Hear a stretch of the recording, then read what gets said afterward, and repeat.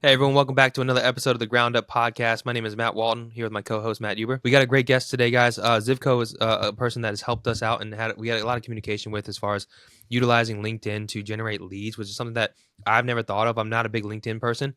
I created one when I was looking in the job market a bunch, but for the most part, Matt I know is very heavily involved in LinkedIn, and we connected with Zivko over here because he has an awesome method of generating leads from it, which is something I think that a lot of people don't think of. And so we're here to talk about that today. Zivko, how you doing? I'm doing pretty good, guys. How are you? Doing good. Good to see you, man. So tell me, so tell us a little bit about your company here. Tell us how you generate leads. I know we were talking a little bit before this.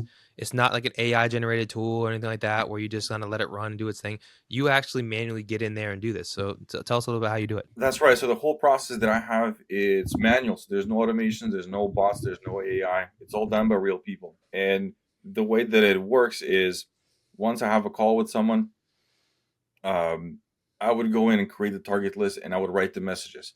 And this is because I've been doing sales for many years. So I feel like for the onboarding, I got to do the first one and then we can make iterations and changes to it. But the first one needs to be done properly. And when we tried AI, it's taking information that's from the public domain.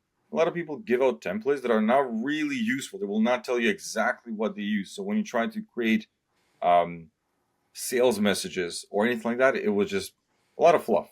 So that's why I was like, okay, I'm scrapping that idea completely. We're not going to do that and continue with the process that we had. We just needed to test the AI stuff. So I would have an onboard call, create a target list, create the message, and then a real person from my team logs into the client's account and sends 20 connection messages per day plus 3 follow-ups. And in a span of 3 months, we go up to 40 connection messages plus the 3 follow-ups. And that's the max outreach you can do. 40 connections per day is the max that you can do.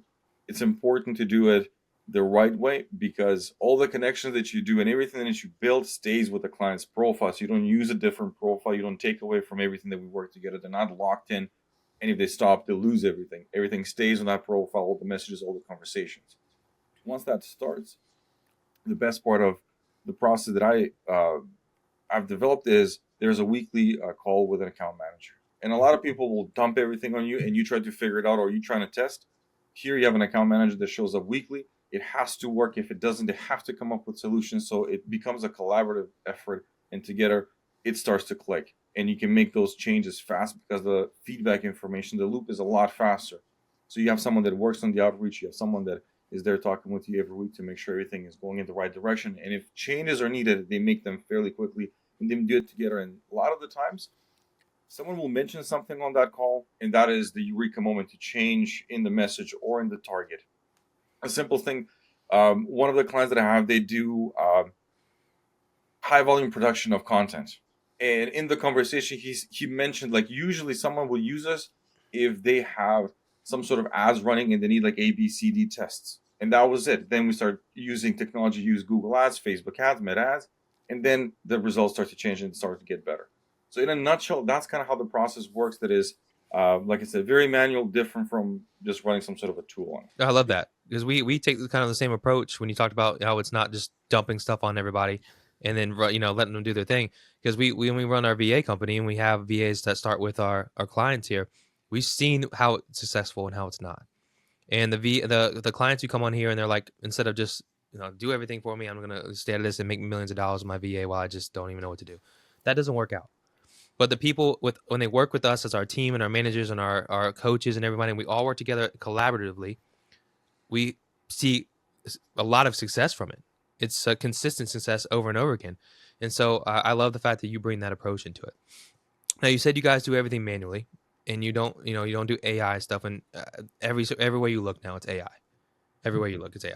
Yeah. Are you keeping your finger on the pulse and watching it to see how it develops, or are you just like, this is not going to be something that is going to work better than what I'm doing? I keep the pulse on it. I keep testing just to be proven wrong, right? You take the scientific approach that you want to break the thesis that you have in your mind. Yeah. And when it comes to creating from nothing, um, it keeps creating a lot of fluff. Regardless of whatever prompt engineering you're trying to do, it will not be the exact pain point. It will still change it to something that is very generic because it pulls information from a public domain. Yeah. So I've tried to say when it comes to creating the messages or give me a list of potential targets or niches in a specific industry, it will be all right for the research part of it to give you some ideas that you didn't think of. But when it comes to creating the messages or creating a final list, it still hallucinates to a high degree for B2B. Because in B2B, if I make one mistake, misspell of a name, said that you do this, but you actually don't do that because you have three companies, all of those things just break the relationship very fast. Yeah. And it's more of research part. I still use it for the research part to understand if I'm missing something in a specific industry. We mentioned this off camera, like editing the videos, it speeds up that process dramatically. And for the content we create, um, if I need to analyze the whole process for Google, that will take me a lot of time. But if I load the document and say, can I analyze it and based on that, give me semantic keywords, then it will definitely help with a starting point, and then a person still will write it. So I would say mainly the way that I use it is for the research part, but I still keep an eye on it, try it. I've tested on dummy accounts. The results are for B2B, they're not there yet. Let me ask you this. So you mentioned earlier 20 connections a day. You said maybe maxes out at 40. Through that, you send out messages once you get them connected. Obviously, LinkedIn Navigator has a system around the in-mail messages, but it sounds like what you're doing, which is similar to what I did without Sales Navigator before I met you, which is you're using Sales Navigator to find the correct contacts. You're then putting a request. You and I talked about these details, which we'll go into in a second, whether we put a message in that initial connection request or you send just a blank one. Once they connect, then is when you start attempting to engage and interact with them. So I'm interested in knowing a little bit more. I know you and I've spoke about this, and it's something I was very interested in, knowing the message matters, the frequency, the approach you take. My inbox, like most people, I assume's inbox is flooded with messages. Yeah. That is unfortunate part of when you have a certain title at a company, people, I mean, I'm getting 5 to 10 solicitations a day. And so I look at that kind of different approach. I know that you've taken an approach that I agree with firmly. So talk a little bit more about why you go connection first, then message. In your initial message, is it just to start a conversation? Are you leading with a sale? Are you speaking to them in your connection message, or are you just sending a message request? I know we've talked about that, but maybe share that kind of thought with the team. Right. So my process would probably be very different from what you might have heard so far on YouTube and from other people. Number one being, I always send a connection note or connection message when I send the connection request. I don't use the emails. I've tried them. It's like sliding a piece of paper underneath a closed door, and the door is still closed. Doesn't matter what I say. They don't want to talk to you. So there's no level of interest at all. But when I do a connection message, usually what I include in that first connection message is my intention. So if I'm very genuine with my intention, reaching out because I have a specific offer for XYZ website, if it's Shopify or if it's a business that does something, we'll love to show you what that looks like. Then I might have a lower connection rate, but the intention is a lot higher. Or if I don't have a valid, specific, well defined offer and I want to talk to you to see if we can work together on something, then I would use that in the connection message. I would say that I have this is my business, this is what I do. Would love to explore opportunities, something among those lines. Now, when we go to message number one, if they accept that connection, there's already a good level of what is my intention. So you're not shooting for these. You've seen those messages where they say, "Love what you did, company XYZ." There's no way you love that. You don't know what I do. You don't know the clients that I have. Yeah. It's not a genuine statement. Or I was impressed by. You weren't impressed by it because you have no idea what the hell was happening when I was doing that. So when you have like disingenuous statements, people know what it is and they kind of skip over. And then someone reaches out and says, "This is what I have. This is what I do," or some sort of an offer. We'd love to talk to you about that. If they connect, they know what's going to happen next. When we get to message number one, um, again, from very different from what I do is I don't do any rapport building because I believe doing this for 5 years now, there's no rapport building in cold outreach. You don't know who I am. I don't know who you are. It's very sketchy. It's very weird asking you questions, either personal or about your business. It just doesn't work. And I've tried it many times in different versions. I've had long sequences, like 6 and 7 messages. The outcome is still the same. I just prolonged the end result. So in the first message, I have a very clear value proposition. Very, very clear. Who I am, what I do for who, how I do it. very clear. So when you read it, if it's interesting to you, if it's something that you're looking for, then we will start talking. And if it isn't, you will just say no, thank you, but you will not say it in a way um, like, why are you reaching out to me? This is not what I do. You missed the mark. It's more like, no, thank you, not interested right now. Maybe later, or that's about it. So if I get a no, it's a very clear no and why no. And if I get a yes, or let's talk about it, or there's more questions, it's very clear. What am I selling? How I'm going to get you the results. So what I mean by that is, if someone says, let's say you guys, for example, you have VAs, and if you say, I'm just going to get you 30 more calls without saying how or why, what's from you expected, anything like that, then you're like, I don't know what I'm signing up for. What am I asking this guy? What kind of questions I'm asking? I need to go a wild goose chase on their website and look at their profiles to try to put the pieces to the puzzle. But if I very specifically say it in my value proposition, then it's an easy decision-making process. When we go to message number 2, it's about credibility. But when I do credibility in message number 2, I link it to the companies on LinkedIn. So if I give you 3 random names of companies that have done fantastic work, you need to look for them, do your research, and all that jazz. If I link you directly to the company name or the decision maker, let's say I've done fantastic work for Matt, and I link in my message his profile, feel free to talk to him. And that's much more powerful than just listing 3 or 4 names in a message to prove credibility, because you've done this and that for that company. And then in the last message, message number 3, I don't close the door. A lot of people will say, this is my last attempt. I don't close the door because I want to do retargeting. So I treat it like a email list for nurturing. So if we don't, maybe we missed the timing. Maybe the timing is not right. So in message number 3, I leave the door open with more of a statement like, looks like this is not a priority right now, or feels like the timing is off. Is it a bad idea to talk next quarter? Open conversation. If they say yes, fantastic. If they say no, end it here. If they don't reply, when you do follow up next quarter, they read the previous message where you said, I will follow up with you next quarter. They didn't reply anything. But if you start sending different retargeting messages, it's a nice flow. It doesn't feel like, okay, this is a sequence that someone's just sending me messages. It's not genuine. So now we have a proper retargeting kind of setup. And once you lay it out like that, you have higher chance of talking with the real people that are really interested. Maybe the volume will not be dramatically high, but you're saving time. You're talking with only people that are truly, truly interested in what you do. You find out more and then see where you take it. Yeah, I think what you said is important there about getting to the point on the messages. You have people message you all the time like, "Hey, how you doing?"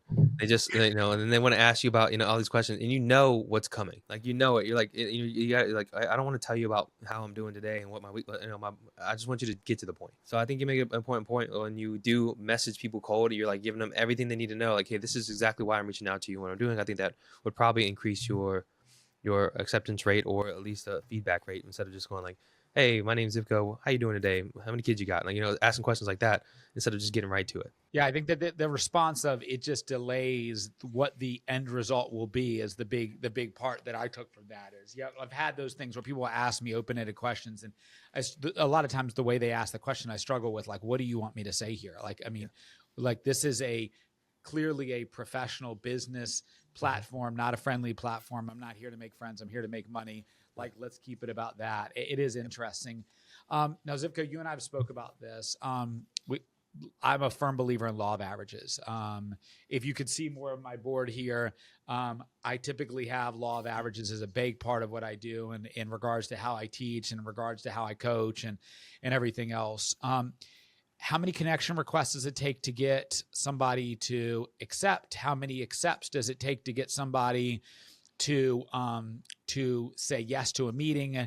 And from this outreach method, how many meetings does the average client you have take to get them to get some sort of a sold deal? And I don't know if you have these numbers. I assume, knowing you as well as I do, I assume that's something you factor into most of what you do. Absolutely. And the interesting part is when I say the numbers, people are not shocked by them, but they're more pleased because they're not the crazy and over exaggerated numbers. Yeah.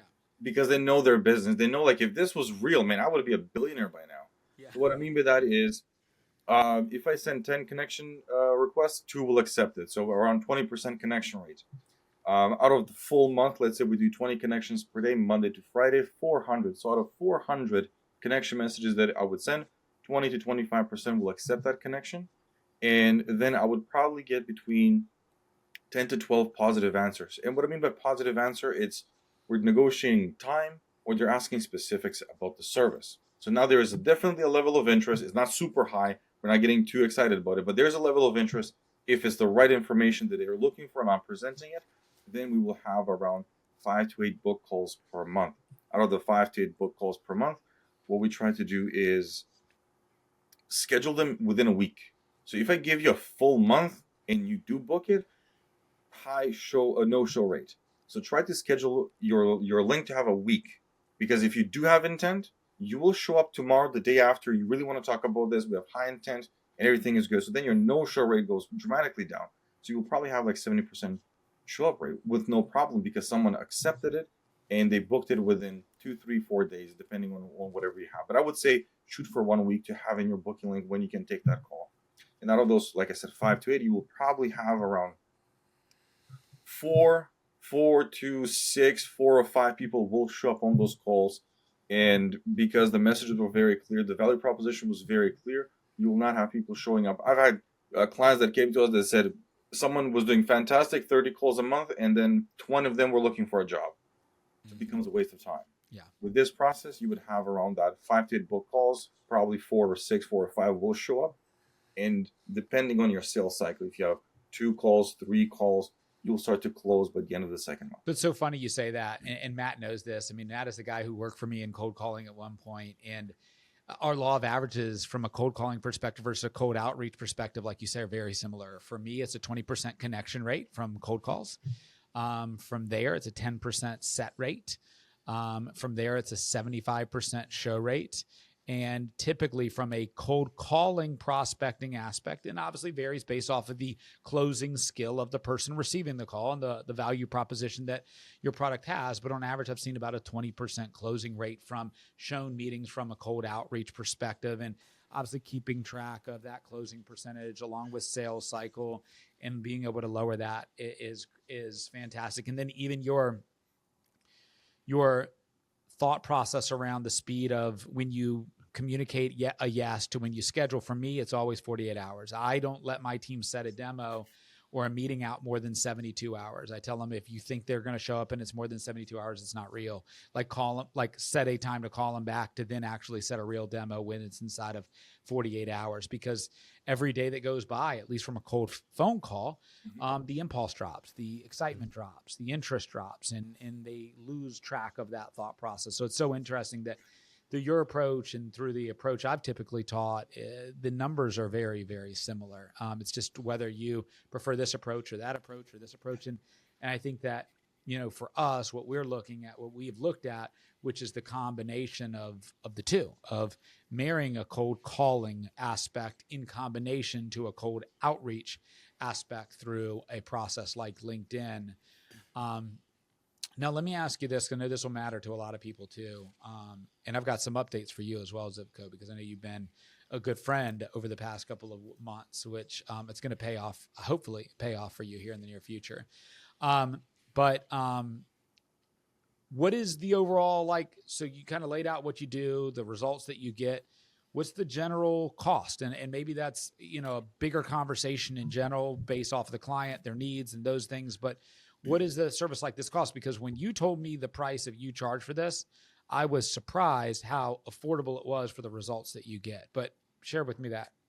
Yeah, so we're in a global market, so we can't be delusional about that. I live in Canada, and the Canadian dollar is a lot lower than the US dollar. So when I say 700 US, people kind of raise their brows, but that is equivalent to 1,000 Canadian. So if I said 1,000 US, you'd be like, okay, it's on par with what is the market value, 1,000, 1,500. Some might go to 2,000 depending on what their offer is. But because we're in a global market and I live in Canada, that 700 US translates to close to 1,000 Canadian. And if I was in the US market, I would say 1,000 US, which would be equivalent to the market value. So the good part about that is once you have this global approach, you can reach out to people across US, UK, and it will make sense for all of those markets, as opposed to what I've seen a lot of people evaluate the market and say, this is what is average in that market.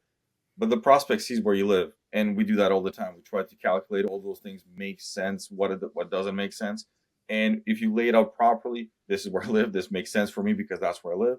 everything starts to align. So 700 US per month, 3 months commitment. You don't prepay the 3 months. It's all paid month to month. Once the 3 months are done, we just go on a month to month basis. So what are you seeing like stats wise on who's using LinkedIn specifically? Because again, I'm not one who's been on it that much, right? And so, what like you go by countries and different countries, U.S., U.K., places like that. Is there a certain country besides the U.S. potentially that's using LinkedIn a lot more, and then a certain type of demographic that typically uses it a lot more than somebody else? So geography, I think something a lot of people are skipping over is what they call now the global south, like UAE, Dubai. There is a lot of capital. So you want to go where there's a lot of capital. So people kind of skip over that area, but those people make decisions fast. So if it makes sense, they will hold you accountable to your promise. You need to deliver on your promise, but the capital is there. So you have no problem with will this make sense for the service that I offer? So outside of the typical five, I would say Global South, UAE, Dubai, all that area is a fantastic place if you want to do business because people make decisions fast. And they use LinkedIn a lot. They do use LinkedIn because it's growing for B2B offers. So the second part to that is like geography. I would say an area that a lot of people don't spend time. Spend time there, you will see good results. But when it comes to demographics or industries, a lot of them would be B2B for sure. And if it's a direct to consumer, it needs to be a solid brand. It needs to be they I have clients that only work with the D2C brands, but they already have a well established Shopify store. They're making 50, 100K MRR. So they're well established and they are either looking for investors, either looking for marketing agency that will reach out to them. Maybe they're doing some recruitment.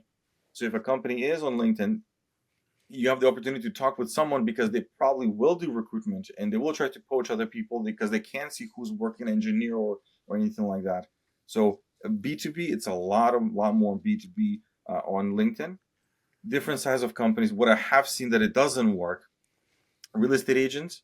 In my experience, any campaign I did with real estate agents, it didn't work because if you have a good understanding of that industry, you know that it takes someone 3 years to start making serious money. And in that beginning, on LinkedIn, I can just change how many years I've been in the company or how long I've been doing something. So then you start having the conversation and they will say, actually, really, I've been doing this for like about a year, but I put that 3 on LinkedIn. And what would real estate agents do? Like that's interesting to know. Like, because I, as a real estate agent, I mean, obviously you're trying to talk to sellers. Yeah. And so I don't see that being big on LinkedIn. I'm sure that's a big reason why. But it's still your professional profile, though. That's the difference. Like, think of the way I think about it. Zivko, you tell me you disagree. Facebook is your personal profile, and I'd say LinkedIn is your professional profile. So those messages and the content and the profile should not they maybe have cross intersecting opportunities, but the reality is LinkedIn is your professional experience resume. Like for me, that is my resume. Like I don't need to actually have a resume. I just say, here's my LinkedIn profile. Here's what I do, who I'm connected to, those things. A realtor, as far as generating business on that, like I just like I get having the profile of it, but as far as generating business as a real estate agent, I don't know how you would do that. So I don't know. That would struggle with me. The main problem will be level of interest. How can I detect level of interest? So if I have a client that is an accountant, easy. You need to be a business, XYZ years in business. It's a yes or no. Is the accountant you have right now, is he good or not? You want a new one. Credibility. But when we're looking at investors, they will say angel investor. They will have the description. Real estate investors will have that. But the level of interest, do they have something really right now? Sales cycle is fairly long. You're going to reach out to people that just have title investor. It's very hard to determine if someone is interested. How can I find a group of doctors that want to invest in real estate? They don't say that on LinkedIn. It's not mentioned anywhere they have those interests. So the level of interest is extremely difficult to detect. Or if you're looking for like houses, like residential, even harder because someone said, why don't we just reach out to high net individuals and see if they want to sell their house? Sure, we will do that, but then you fall under spam because I can't determine any level of interest. So that one, I've tried in the past, not really, really strong results. I have lawyers, corporate law. It's very good. If you're a lawyer and you want to do corporate law, there's a lot of people who have a bunch of questions. You give them 10 minutes for free, 15 minutes for free. They ask you 2-3 questions. You give them the right answers. In their mind, I saved $500. This person answered everything. Let's talk and let's set up some corporate stuff. whether that be with the partner or restructuring the company or opening an LLC from Canada to the United States, anything like that. Those things really work very well. D2C is definitely more on Instagram. If you have a D2C brand and you're trying to get clients, extremely difficult because then they usually go down the path of cost per acquisition. So I have 40 connections. That's the max. But with Google Ads, I can just ramp up the numbers, and here the cost per acquisition just doesn't make sense. Right. Yeah. If you put like anywhere like, hey, I'm looking for a realtor in any groups on there, you'll have 1,000 messages from realtors. Like they're all over Facebook. Yeah. It wouldn't make sense as a residential realtor to use LinkedIn to try and drill my business. I get being like getting your name out there and your brand out there potentially, but yeah, it wouldn't make sense on that. I think for me, LinkedIn would be a credibility factor. It's just a professional place where somebody is considering, should I use this as a realtor? Here's my LinkedIn profile. It's just a credibility factor. Maybe have a little bit of content that talks about what I do and how I've done it and success stories. It's the equivalent of a website in a sense. Well, I wonder, Zivko, now I'm thinking about that. See, me as running a wholesale business, one of our things is finding buyers, like you said, investors, but ones that buy it typically. And I know it's hard to drum up business on like a doctor that wants to invest in real estate that's never said anything about on the internet about investing in real estate. They just do it. But have you ever worked with anybody that's looking to increase their buyers list for investors and that people who maybe put it out there? Have you ever looked or worked with anybody who's looking to do that? Yes. So the way that it would work is when you use Sales Navigator, outside of the regular filters that are in there, you can do Boolean searches in the search at the top. So I can put investor, angel investor, and stuff like that. So it will not matter industry. It will matter what they have said on their profile or job title. You can use the job title as well on top of it. So they have those keywords. Okay. And then you would want someone that has been 10 plus years of experience. Because if someone is investing and they're doing it for like 3 or 4 years, maybe they just do it with people they really know. So a complete stranger might be a high risk opportunity. But if someone is 10 plus years, they have a system, they have people that will vet you, they will talk with you, they know how this whole thing works. And also on LinkedIn, you will see they would have like 13 companies listed that they are either a member or a board member or something like that. So usually I would go with the Boolean searches to find exactly investor, angel investor, real estate syndicate, whatever exactly it is. Combine that with a job title and increase the years of experience, years in current company, years in position, years in experience. For those people, posted on LinkedIn may not be that relevant because maybe they're just not posting. It is perfectly fine. But then we go down the rabbit hole of how do we properly set up these filters in Sales Navigator so that you find the right targets. Gotcha.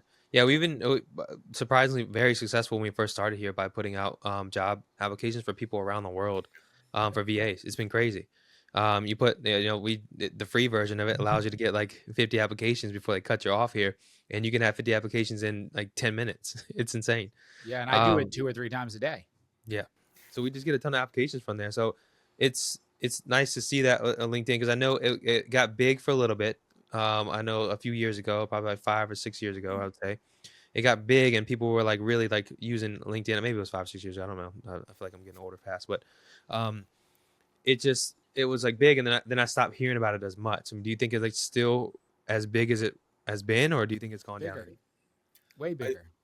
I think it's bigger, and I think there's a lot of people that are getting discouraged, which I personally like, because they will go and they'll watch a YouTube video of some kid showing them, here's how I get infinite number of leads. And then you realize, well, if you're serious about business, that's not true. There is a TAM in every single business. Yeah. And there is the other part that I try to mention to clients. You can't cannibalize a niche. You can send so many messages that are so wrong that no one wants to talk to you anymore because maybe you've reached out to 20% of your time or 30% of your time and all of them said no. So what are we going to do now? Like eventually word spreads around. So there's a lot of people that are discouraged because they tried it like, oh, it's not really working, which I'm happy about. But in the terms of people that want to build personal brands, now I see more videos. The algorithm changed also to be more around videos. People put really good stuff. There is still the cringe post where someone really says something like that's not true at all. Yeah. But then you will have people that would share something very valuable. Whether that they be like a Fortune 500 CEO and they will say something that, they want to increase their personal brand on LinkedIn. Those informations are very good. But when it comes to the networking part, I still haven't seen anything so good because there's no personal element. Facebook has a personal element. Instagram might have a personal element. Twitter, you will see maybe political opinions and people talk. They talk a lot more. There's The engagement is not as Twitter for sure, but you will have that opportunity to network professionally, keeping personal life out of it. Let me ask you this question, and this popped up in my head as you were talking about some of the outreach stuff, and this is something that both Matt and I have focused pretty heavily on our social media content. Now, as you're doing your outreach and your cold outreach, the messaging, do you ever consult with your clients on the type of content they do that helps make your job easier, right? Because the better content, the better they look, the better your message will be received in an outreach perspective in that regards. And then second part of that is I could assume that the SEO or organic growth of an individual's profile is the secondary value of what you do, because what you are doing, you're sending out 20 connection requests a day. And if I'm a person who puts out good, relevant content, that message that you send out today, Zivko, might not hit, but now I've got every month an extra 100 to 200 people who are following, connecting to my content. And if I'm putting out good, both video and static content on my LinkedIn, then now I could have planted a seed that could then grow into a customer over time. So I don't know, do you have any thoughts or statistics around the value that isn't the forefront of your focus, but the reverberations behind that? So I always tell clients the featured section, use that for your video testimonials, case studies, or something personal about you. So if someone like the silent salesperson, right? That's kind of the idea. If I come to the profile, I can click on the name and kind of hear your name, how you pronounce it, or some people do like a sales pitch there. But in your featured section, put your testimonial, put your case studies, and maybe something personal about you so they can see this is the person.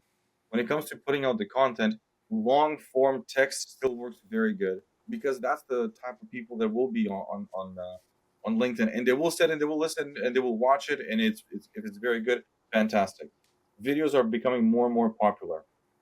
But there is a way to I would say, if you're building a personal brand on LinkedIn, your content should all be about business, the interesting and fun stuff that goes on Instagram. But on LinkedIn, it should be all about case studies, testimonials, something about your process that is different. And there's nothing. A lot of people are afraid if they kind of expose their secret sauce or anything like that. If you show someone exactly how you do it, they will try, fail, and they'll be like, "Man, like I like what you. I tried it. Let's just talk." And if you're serious about business, then you have longevity on your side. So if it's not today, it's going to be in 3 months, and if it's not in 3 months, it's going to be in 5. But it's inevitable because you keep doing that. So if you show your process, if you show details of your process, then you have good content. If you have long form text, if you're like, I don't feel comfortable in front of a camera, it still works very good on LinkedIn. It's funny you say that, because Zivko, that ties back into when you and I first met. The first conversation we had, you reached out to me, you invited me onto your podcast. That created a conversation that said, hey, get to know more about Zivko, me. And then at the end of that podcast, you were like, hey, let me show you a little bit more what we do. And I said, that's a good opportunity for us to have conversations with potential clients and also get to know more about people and what they do. So then you showed me what we did, and exactly what you just said, you showed me everything you did, and you didn't hide anything of what you did. And you were like, hey, I'll send you the scripts. I'll send you the word tracks. Go do it yourself. And Matt and I talked about it, and we said, let me try to do this ourselves. And I hired a guy and 2 guys, and they did fine. They did fine. But I'm at the point where we now are so busy. Matt and I've had conversations last night. We're on the phone for about an hour and a half late last night. And we're so busy right now with business that we're in the process of bringing in additional people to kind of supplement a lot of what I've done, which is a lot of the selling on the front end, and bringing in people who can present and close and stuff of that nature. So elevating people from go find me business to help close business and to help generate stuff. And so where that is, Zivko, I'm at the point where I'm just going to be like, hey, Zivko, you just do it for me. And that's where we're at. On top of that, there's another thing that I think we need to talk about that I think will help our listeners is you and I had that conversation. The first conversation was a cold podcast. We got to know each other. We made a connection. We made friends. Since then, you've sent me 2 customers that you work with and said, hey, Matt, I think you might be able to help them out. And whether you did it intentionally or not, knowing me, I'm a very loyal guy, and that makes me like, when you send me a customer, I'm like, I have to send him a customer back. And the art of networking, the art of having a network and being able to send references back and forth, it means a lot to me. I think that it's probably something that people don't talk well enough about. Maybe if you want to share some thoughts on that, because it's gone a long way with me and makes me want to do business with you more and want to bring you into the foxhole and be somebody that I want to do business with, because you're trying to help your customers out, but also help people in your network out. And I appreciate that. I mean, the way that I approach that is, if you're serious about business, I've said this many times because I see the short ones, like you'll hit this number in 3 months. Not true. If you're serious about business, you think of the longevity. Yep. So when I have conversations, the one that you and I had, there was no deal closed, but it was a fantastic conversation. I learned so many new things, and I kept that always in the back of my mind. And someone will say, "You'll bring these opportunities, but I can't close them." And I will say the same thing: "I can't close them for you because I can't keep opening business. It doesn't work like that. I want to stay here." But I've had so many conversations with people that was great, it was fantastic, didn't lead to a deal, which is perfectly fine. But when someone says, I need exactly what Matt offers, and I had a great conversation, I'll just say, just talk to them and see what happens. There's no expectations of kickbacks or anything. You just be like, go talk with them and you see what happens. And then if someone comes and says, hey man, I need to do some social media, fantastic, go to this client. They do fantastic work, talk with them and see what happens. The more you do stuff like that in your network, people see that you're really shooting for the long run. And it didn't matter if we closed the deal or not. What mattered was that, again, it's B2B relationships. Maybe Matt will say it's not me today, but I have clients that worked very good. We ended it after 6 or 9 months, and they will refer clients because they're like, look, it just didn't work for me. I know I have a very specific niche. I want to test it. We did it. I know it didn't work, but everything you did, I know it might work for this guy or for this girl. And that's how I treat it. It's in B2B, it's relationship building, but all of that, like I said, happens after the outreaches, not during the outreaches. And then I approach it in that way, that if I know someone that needs something that I can't deliver, but I had fantastic conversations, even if they're not a client, introduce them, see where that leads, because then something of that will happen, and you'll never know for when it will come back. I've had right now I'm talking with someone from August. We're ready to test you for 6 months. No questions asked or anything. We talked in August. We're planning our year marketing. We want to test you now for 6 months. All those conversations will happen if you're not shooting for short term. If you're looking for a long term because you want to do it for a very, very long time, send people, refer people. You don't gain, you don't lose anything. It's fantastic. Someone else will be much happier. That person will be happier because they were like, he was honest and genuine. And then your other connection will like, man, this is amazing. Exactly what you said. It's fantastic. I see that even in the future, if I bump into someone, they mentioned LinkedIn, I'll just say, just talk to them and see what happens. And that's what you really want to build. You want to build that trust. You want to say that I am genuine about what I do because I want to do this for the long term. I think it's an important lesson on double click on this before we jump into rapid fire questions here. That's an important lesson on building long-term relationships. And like you said, it's very important that you have so many people who are short-sighted and short-minded where they're like, I want to make my money right now. And they don't think about how that's affecting them for the rest of their time in business, because you want to be in business for a very long time. And say a lot on the wholesale side of things, like people want to make their money right now and they don't care who they hurt until they make their money. And then next thing you know, your business is not generating consistent leads because you've hurt people along the way and now your reputation is sullied. We've closed 5 deals this month and 2 of them we didn't get paid on. We just did it the right way because it got done for the seller and it got done for the agent and for the buyer. And now I can do more deals with those agents and buyers because they let us know, hey, we're genuine. We just want to make it done for everybody. And so and you sending people to us, it creates that, like, Zivko is somebody that we can trust, somebody that we need to come back to and help out because he's helped me out. I think about great content creators that put everything out there. I mean, there's a lot of them out there. Pace Morby is one of them as well. That's because he's in my industry over here.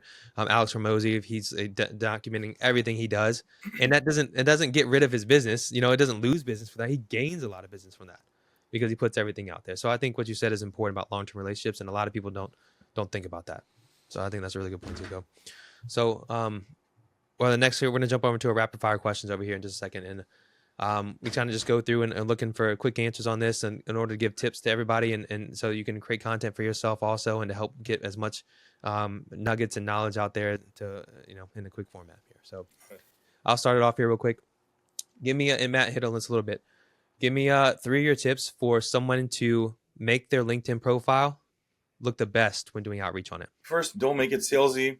Don't make it too like an ad. Make it genuine, like someone wants to talk to you. Treat it as a starting point.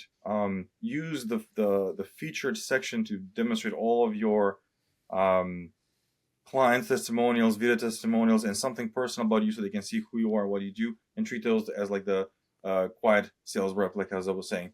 If you have a company, I know this is simple. If you have a company, make sure you have a LinkedIn page and it's connected, and it's the first thing, not your university or school.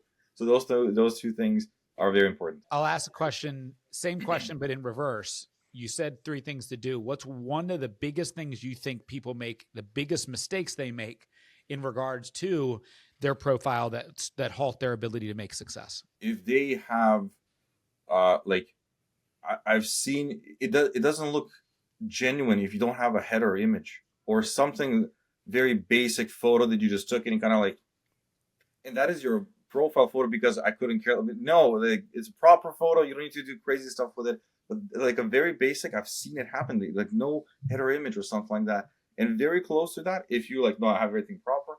Your headline, 3 lines. I do this and this. I do that for this person, and like it's so long. You can just be, this is where my latest position. Maybe a call to action, maybe a phone number, an email if you want to include there, but fairly short. Like, this is who I am, the CEO of this company, because I reached out to you. You want to confirm that's who I am.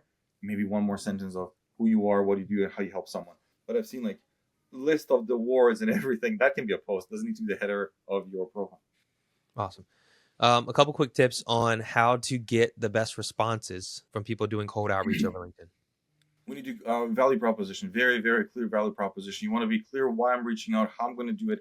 And in that value proposition, you do want to say your process. So if I say I'm going to get you 5 to 8 book calls through LinkedIn, using my LinkedIn organic outreach, all manual, no automation. So you know what is the expectation. So have a very clear value proposition, and you will get yeses and nos. You will not have, why are you reaching out to me? What is this? This is spam. You will not have those reactions. They will be very, very concrete. So very clear value proposition. And in the connection message, you can try no connections. If you try, no message in the connection message. If you go that way, you will have people that will say this is a pitch swap because there was no expectation set of what is going to follow.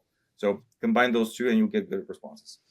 What is the profile of a customer that you would work with that is the most ideal profile of customer for you to get the most success? First, collaborative approach. It's not a sit in and forget. It's a collaborative approach. We will have a weekly call. We'll work together on all these things, and you will get the results. You will tell me this one was a good client. This one was too small. This one, I know it looks good, but there is this specific niche in my industry that, can you please exclude it because I just got that call. So a very collaborative approach to understanding of how this whole thing will work. Number 2, I would say they have their value proposition. Their offer is very clear. If you're an agency and you do from branding all the way to PPC, tell me which one we will use to get foot in the door, and then we go from there. So even if you have more offers, narrow down to the one that we will use and have your ICP very clear. Not wishful thinking. Not this is who I would love to work with. Who you have right now, so we get good results. Now your ROI positive, and then we can start doing our testing and try to find new clients. What's an industry that you see? One industry that you see that does really well and gets a lot of good responses on LinkedIn, a specific industry on that, and one that you think is missing, that should be doing LinkedIn outreach, but maybe you don't get a lot of people that are utilizing it in that industry. So I do get a lot of responses from small business owners because they're the decision maker and they will make a decision a lot faster. So if you're selling something to a small business owner, so a team of 5 to 7 people, you will have fast responses because they're the decision maker. They don't need to consolidate with a lot of people. On the other side, software enterprise solutions, people don't really do that. But if you think of, let's say, Notion, we all use Notion. And if I reach out to Notion and say, hey guys, I will find you a company that will load 100 profiles on the first day. Those are good opportunities because if you look at it as a SaaS product, as a one-off, it doesn't make sense. But if you look at it as an enterprise, like a HubSpot, like a Notion, and if I open the door with someone like a C-level or a VP or a director, and they agree to load 50 or 100 monthly, now you're like, okay, what do you do? It starts to make sense. So software enterprise solutions that look like they're like a very low monthly, but if they load several in a company, those are also very good. When you're looking at companies to do an outreach for, is there a minimum number of employees versus the maximum number of employees that you find is kind of like where the sweet spot is for the average client of yours? 11 to 50. That's the sweet spot. If it's someone, for example, I have a client that does CRO for Shopify. You can target 1 to 10 because for a Shopify operation, it can be smaller and you can still generate 50 to 100K MRR. So if you're looking specifics for an industry, then understand that. But as a general rule, 11 to 50 gets good answers. All right. So our last two questions that we ask every Real single. quick, before you ask that, I want to ask one more question. Okay. If there's one specific need you have within your business around staffing, what would be the primary need you have as you roll into 2025? Where's your biggest growth? Where's your biggest need? So when it comes to staffing, it's the source of where you find people. And if you're pigeonholed into Upwork or just LinkedIn, I feel like that's for me specifically. That's what I try to understand. Can I try in local job posts? Can I try in different places? Because from the point of where someone is looking for a job and you give them the opportunity, they're like, "Well, this is fantastic. This is what I was looking for." There's a lot of people you don't have connections to, so that is something that I try to find and solve. More places where you can find very good talent, because then the SOPs that, like I said, a business that is looking for the long run will invest a lot of time in the training and the SOPs when you bring someone. In the first place, at least for me, I feel like pigeonhole, there's like 2 or 3 options that you can try. Awesome. All right. The last two questions we always ask everybody. I'll start the first one, then Matt will finish the last one here. What are your 1 year, 5 year, and 20 year goals? So 1 year goal is to have the employees LTV. So we focus. What I realized once I switched from sales and more to the team, everything like referrals skyrocketed. Everything, the LTV of clients increased. So that's what I'm focusing more on. The employees LTV, that we have employees that stay for 1 year or more. Right now, average is 8 months and 13 days, and I would love to have people that stay for 1 year and kind of build on that for the future. And then that would, like, the 1 year have LTV for customers or for team members to be around a year, and for the 3 and for the 5, I would say one of those years to hit the million mark, because we haven't hit the million mark yet. We've worked very hard on it, but to break to the million mark again, in the time that we've been doing this, I feel like we will be on the right path for at least for the 3 year. Okay. Last question. So Zivko, when all is said and done, when you're about to give your last breath, you could tell this story. What do you want your legacy to be? Simple question. No pressure. No, I would say that my kids see that I was successful, but I was a dad. Yeah, I think Matt and I share that exact same sentiment. We want to be successful so we can be the best father we can be. But I know that Matt and I, and it sounds like you are grounded in the foundation of wanting to be for me and Matt, a husband first, and then a father right behind that, and everything else we do is to supplement that aspect. So great. Absolutely. I've said this in the past. Business owners hide behind the business, and they will take the weird hour calls because it's overseas and this is important. But when you ask them why you do this, I'll do it for the family. I don't think so if you're making decisions like that. So I would say, like, a couple of years ago, I changed that perspective, and my wife is happier. I am present. I know I take my kids to soccer class, gymnastics, dancing. I do those things now. I don't feel like I can use any excuses anymore. I changed that perspective. So that's what I would say. Be successful, but my kids can say, yeah, he was a dad always. Zivko, thank you so much, man. I might need to start posting on LinkedIn. After talking to you a little bit, I learned a lot from that. I hope our listeners learned a lot. If you did, guys, please like, share, comment, subscribe. Hit the little bell icon so you can get alerted for this as well. We'll continue to drop podcasts every single Monday around 10 o'clock Eastern. Zivko, thank you so much for your time. We appreciate talking to you. We'll talk to you soon. Thank you guys for having me. Bye.